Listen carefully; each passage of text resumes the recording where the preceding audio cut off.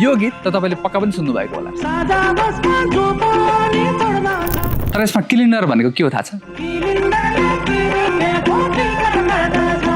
त्यो बुझ्नुभन्दा पहिला यो व्यङ्ग्य गीतमा भएका केही रोचक कुरा सुनौँ जुन आज पनि उत्तिकै सान्दर्भिक छन्। हरिवंश आचार्यको शब्द, सङ्गीत र स्वर रहेको यो गीतले पुरानो काठमाडौँको कटु यथार्थता भनेको थियो नै, नेपाली राजनीतिका केही पात्रमाथि समेत कठोर व्यङ्ग्य गरेको थियो। जस्तै बसमा पाकेट मारिने वा भनौँ चोरी हुने समस्या,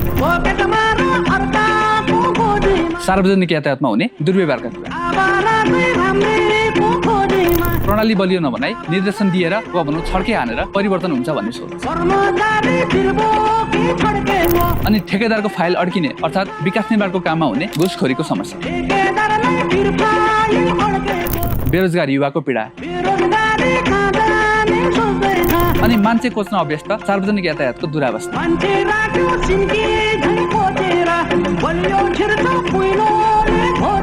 यति मात्र होइन, यो गीतमा राजनीतिमा लागेर रातारात प्रगति गर्ने पात्रहरूलाई पनि व्यङ्ग्य गरिएको थियो। यहाँ एउटा ठुलो कान्छो भन्ने चरित्र छ। ऊ 8-10 वर्ष पहिला मात्र पनि यस्तो मान्छे थियो, तर पछि राजनीतिमा लागेपछि यस्तो बन्यो।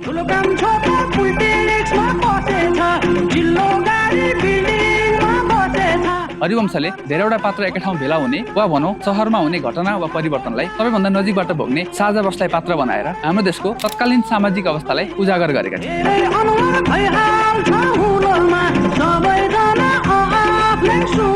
अनि आफूले कहिलेकाहीँ गैरी धारातिर बस्दा वा कहिलेकाहीँ काभ्रे जाँदा पढ्न नजान्ने बुढाबुढीहरूले बसको टिकट काट्ने कन्डक्टरलाई भन्न नजानेर किलिन्डर भन्ने गरेको शब्द उतार्दै लेखेका थिए।